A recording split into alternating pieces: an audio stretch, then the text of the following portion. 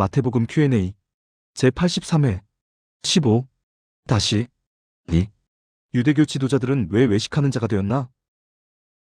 이전 영상에서 예루살렘으로부터 온 바리새인과 서기관들이 예수님과 예수님의 제자들에게 트집을 잡는 장면을 살펴보았습니다. 떡 먹을 때에 손을 씻지 않음으로써 장로들의 전통을 어겼다고 트집을 잡는 장면을 살펴보았습니다.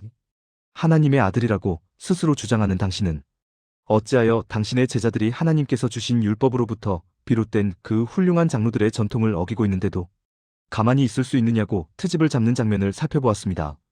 당신은 하나님의 아들이라고 스스로 주장을 하는데 그 주장이 과연 설득력이 있는 주장이냐고 트집을 잡는 장면을 살펴보았습니다. 이들의 트집에 대해 예수님은 반격을 펼치셨습니다. 그 반격이 마태복음 15장 3절로 6절 어찌하여 너희의 전통으로 하나님의 계명을 범하느냐? 하나님이 이르셨으되 내 부모를 공경하라 하시고 또 아버지나 어머니를 비방하는 자는 반드시 죽임을 당하리라 하셨거늘 너희는 이르되 누구든지 아버지에게나 어머니에게 말하기를 내가 드려 유익하게 할 것이 하나님께 드림이 되었다고 하기만 하면 그 부모를 공경할 것이 없다 하여 너희의 전통으로 하나님의 말씀을 패하는도다라는 내용이었습니다. 네 부모를 공경하라라는 하나님의 말씀을 이용하여 고르반이라는 이상한 전통을 만들어낸 작자들이 너희 바리새인과 서기관들인데 장로들의 전통 운운하며 트집을 잡는 것이 우스운 일이 아니냐는 반격이었습니다. 하나님을 팔아 부모님을 팔아 너희의 유익과 이익만 구하고자 하는 이상한 전통을 만든 너희 서기관과 바리새인들이 떡 먹을 때에 손 좀 안 씻었다고 누구를 나무랄 수 있는 자격이 있느냐는 반격이었습니다. 그러면서 결정적인 한 방을 먹이십니다. 그 말씀이 마태복음 15장 7절로 9절로서 외식하는 자들아 이사야가 너희에 관하여 잘 예언하였도다 일렀으되 이 백성이 입술로는 나를 공경하되 마음은 내게서 멀도다. 사람의 계명으로 교훈을 삼아 가르치니 나를 헛되이 경배하는도다 하였느니라라는 말씀입니다. 바리새인과 서기관들이 하나님을 헛되이 경배하고 있다고 일갈하십니다.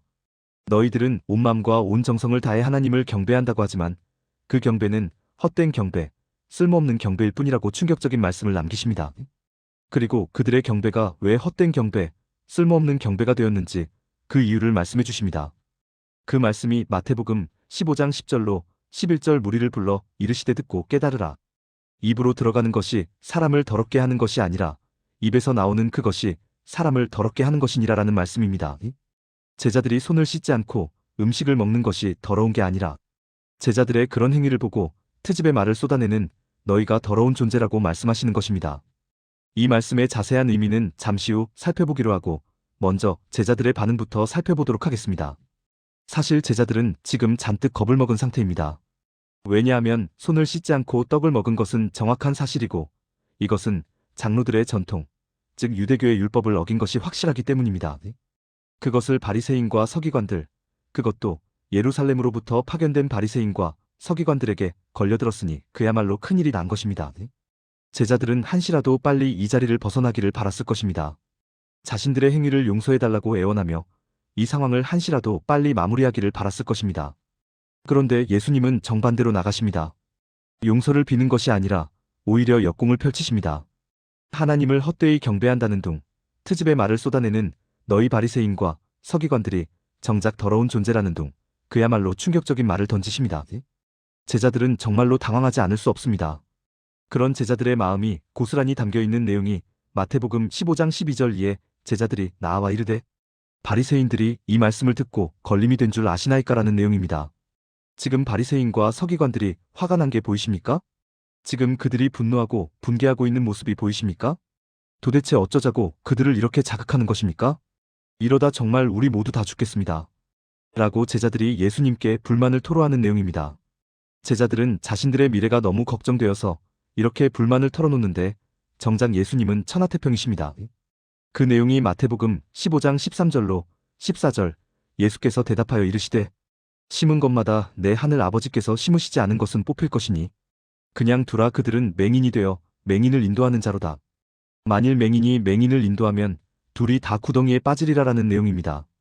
예수님은 그들이 화를 내던 분노하던 분개하던 전혀 개의치 말고 그냥 내버려두라고 말씀하십니다. 그들은 앞 못 보는 맹인과 다름이 없고 그 맹인이 역시 앞을 못 보는 백성들을 인도하여 다 구덩이에 빠지더라도 전혀 개의치 말고 그냥 내버려두라고 말씀하십니다. 왜냐하면 이 문제는 오직 하나님만이 해결하실 수 있는 문제이기 때문입니다. 하나님께서 심지 않은 것은 결국 하나님께서 뽑으실 것이니 그 하나님의 역사가 일어날 때까지 잠잠히 기다리기만 하면 된다는 것입니다. 예수님께서 어떻게 이런 말씀을 하실 수 있으실까요? 그 이유는 아주 간단합니다.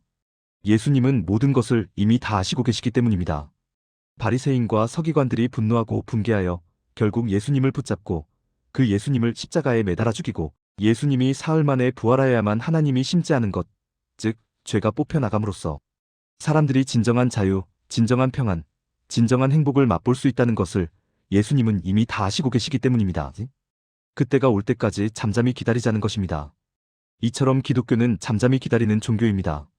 기독교는 때가 찰 때까지 잠잠히 기다리는 종교입니다. 전 세계 교회에서 하나님의 나라를 이루자고 하나님의 나라를 확장하자고 소리치면서 온갖 선동을 해대고 있지만 그 선동은 오히려 하나님의 이름에 먹칠을 가하고 있다는 것을 우리는 곳곳에서 확인하고 있습니다. 하나님의 일은 하나님께서 계획하시고 하나님께서 진행하시고 하나님께서 성취하시고 하나님께서 책임지십니다. 우리는 잠잠히 기다리는 가운데 하나님께서 이루신 하나님의 역사를 누리면 되는 것입니다. 이제 마태복음 15장 10절로 11절 무리를 불러 이르시되 듣고 깨달으라. 입으로 들어가는 것이 사람을 더럽게 하는 것이 아니라 입에서 나오는 그것이 사람을 더럽게 하는 것이니라라는 말씀이 왜 헛된 경배, 쓸모없는 경배의 이유가 되는지 살펴보도록 하겠습니다. 그 이유가 마태복음 15장 15절로 20절입니다. 이렇게 기록되어 있습니다. 베드로가 대답하여 이르되 이 비유를 우리에게 설명하여 주옵소서. 예수께서 이르시되 너희도 아직까지 깨달음이 없느냐? 입으로 들어가는 모든 것은 배로 들어가서 뒤로 내버려지는 줄 알지 못하느냐? 입에서 나오는 것들은 마음에서 나오나니 이것이야말로 사람을 더럽게 하느니라. 마음에서 나오는 것은 악한 생각과 살인과 간음과 음란과 도둑질과 거짓 증언과 비방이니 이런 것들이 사람을 더럽게 하는 것이요 씻지 않은 손으로 먹는 것은 사람을 더럽게 하지 못하느니라. 이렇게 기록되어 있습니다. 하나님께서 천지 만물을 지으셨습니다. 하나님께서 창조하실 때마다 하나님이 보시기에 좋았더라. 라고 성경은 기록하고 있습니다. 이 말씀의 의미가 무엇입니까? 모든 것이 완전하다는 것입니다. 모든 것이 흠이 없다는 것입니다. 모든 것이 깨끗하다는 것입니다. 그렇습니다. 하나님께서 사람을 포함한 천지 만물을 지으실 때는 모든 것이 완전하고 모든 것이 흠이 없고 모든 것이 깨끗한 세상이었습니다. 그야말로 완벽한 세상이었습니다. 그런데 하나님께서 지으신 그 완벽한 세상이 깨져버렸습니다. 누구로 인해 깨져버렸습니까? 바로 사람으로 인해 깨져버렸습니다. 나머지는 그 모습 그대로, 완전한 모습 그대로 유지되고 있는데 하나님께서 지으실 때 심히 좋아하셨던 사람만이 죄인으로 변해버렸습니다. 사람 이외의 모든 완전한 것, 흠없는 것, 깨끗한 것도 이제 죄인이 된 사람을 통하면 불완전한 것, 흠 있는 것, 더러운 것으로 변해버립니다. 그것을 비유적으로 하신 말씀이 마태복음 15장 17절로 18절 입으로 들어가는 모든 것은 배로 들어가서 뒤로 내버려지는 줄 알지 못하느냐? 입에서 나오는 것들은 마음에서 나오나니 이것이야말로 사람을 더럽게 하느니라입니다. 하나님 곁을 떠나 죄인된 사람이 어떤 존재인지를 설명해 주시는 것입니다. 죄인된 사람만 거치면 모든 것이 불완전하고 흠있고 추악하고 더러운 것으로 변화된다고 설명해 주시는 것입니다.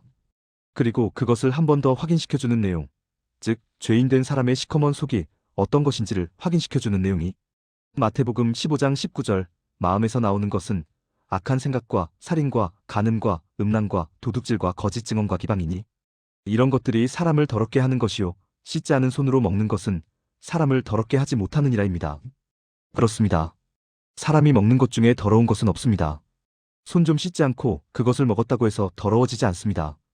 정작 사람을 더럽게 하는 것은 사람의 마음을 사로잡고 있는 죄의 조종으로 인한 결과물들, 즉 악한 생각, 살인, 간음, 음란, 도둑질, 거짓 증언, 비방이 되는 것입니다. 즉 죄가 모든 것의 원인이 되는 것입니다. 서기관들과 바리새인들이 훌륭한 하나님의 전통을 그릇된 장로의 전통으로 만든 근본적인 이유도 결국은 죄가 원인이 되는 것입니다. 그래서 예수님께서 오셨습니다. 바로 그 죄를 때려잡기 위해 오셨습니다. 바로 그 죄에서 사람을 해방하기 위해 오셨습니다. 마침내 십자가 위에서 죽으시고 부활하셨습니다. 모든 사명, 모든 목적을 다 이루셨고 사람을 온전한 존재로 만드셨습니다. 사람을 흠없는 존재, 깨끗한 존재, 즉 성도로 만들어주셨습니다. 그 성도가 누구입니까? 그 성도가 바로 여러분과 저입니다. 여러분과 저는 예수님의 사역으로 인해 온전하고 흠없고 깨끗한 존재로 변화된 것입니다. 한 말씀만 더 드리고 영상을 맺겠습니다. 이전 영상과 오늘 영상을 통해 전통이라는 이름으로 얼마나 종교가 왜곡되는지를 살펴보았습니다. 유대교에 의해 하나님의 율법이 왜곡되는 모습을 살펴보았습니다. 그 결과는 참으로 참혹했습니다. 하나님께서 지으실 때 심히 좋아하셨고 극진히 사랑하셨던 사람들이 왜곡된 율법, 왜곡된 전통으로 인하여 불편한 삶, 억눌린 삶, 불행한 삶을 살아갈 수밖에 없었음을 확인할 수 있었습니다. 그러나 이 과정 속에서도 자신들의 유익과 이익을 실현한 사람들이 있었습니다. 그들이 누구입니까? 그들은 바로 바리새인들과 서기관들이었습니다. 그렇습니다. 그들에 의해 율법이 뒤틀려졌고 복음과 진리가 뒤틀려졌지만 그들은 자신들의 유익과 이익을 충분히 실현할 수 있었습니다. 그러나 많은 백성은 속수무책으로 당하기만 했습니다. 왜 그랬습니까? 그 이유는 많은 백성들이 무엇이 진리인지를 분별할 수 없었기 때문입니다. 진리가 담겨있는 성경이 없었고 성경을 읽을 수 없었기 때문입니다. 그러나 우리를 더욱 슬프게 하는 것은, 우리를 더욱 안타깝게 하는 것은 그들의 그릇된 전통이 오늘날까지도 여전히 영향을 미치고 있다는 사실입니다. 많은 교회와 많은 목회자들에 의해 여전히 왜곡된 복음, 왜곡된 진리가 선포되고 있다는 사실입니다. 그래서 많은 성도들이 여전한 오해 가운데 불안하고 불편한 신앙생활을 하고 있음을 결코 부인할 수 없습니다. 그런데 그것이 바로 오늘 예수님께서 말씀하신 것처럼 하나님을 헛되이 경배하고 있다는 증거입니다. 즉 불안하고 불편한 신앙생활, 그것이 바로 나 스스로가 하나님을 헛되이 경배하고 있다는 증거라는 뜻입니다. 왜냐하면 하나님께서는 그 누구에게도 불안과 불편을 끼치는 존재, 두려움과 공포를 심어주는 존재가 아니시기 때문입니다. 하나님은 그 누구의 불행도 원치 않으시는 분이시기 때문입니다. 우리가 하나님을 헛되이 경배하는 이유는 무엇일까요? 그 이유는 우리가 온전히 하나님의 뜻, 성경의 뜻을 아직 제대로 이해하지 못했기 때문입니다. 마태복음 4장에 보면 예수님께서 성령에게 이끌려 마귀로부터 3가지 시험을 받으시는 장면이 있습니다. 마귀는 돌로 떡을 만들어 보라고 하였고 성전에서 뛰어내려 보라고 하였고 천하만국과 그 영광을 줄 것이니 무릎을 꿇어보라고 예수님을 유혹했습니다. 그때 예수님께서는 사람이 떡으로만 살 것이 아니요 하나님의 말씀으로 살 것이라고 말씀하셨고 주 너의 하나님을 시험하지 말라라고 말씀하셨고 주 너의 하나님께 경배하고 다만 그를 섬기라라고 말씀하시며 마귀의 시험을 물리치셨습니다. 이 3가지 시험의 의미는 기독교는 먹고 사는 문제에 관한 것이 아니고 하나님의 특별한 은혜를 추구하는 것이 아니고 부귀영화와 영광을 추구하는 것이 아니라는 것을 보여주는 것이었습니다. 그런데 오늘날 우리의 신앙생활은 전부 여기에 초점이 맞추어져 있습니다. 여기에 초점이 맞추어져 있다 보니까 교회와 교회 지도자들에 의해 왜곡된 복음, 뒤틀려진 진리에 쉽게 농락당하고 불편한 신앙생활, 불행한 신앙생활, 즉 하나님을 헛되이 경배하는 신앙생활을 하게 되는 것입니다. 오늘 예수님께서는 죄로 인하여 사람이 더러워진다고 말씀하셨습니다.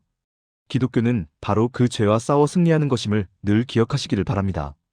그것이 온전한 신앙생활임을 늘 기억하시기를 바랍니다. 온전한 신앙생활을 할 수 있는 유일한 방법, 하나님의 뜻 가운데 성도로서 제대로 살아갈 수 있는 유일한 방법은 성경을 읽는 것뿐입니다.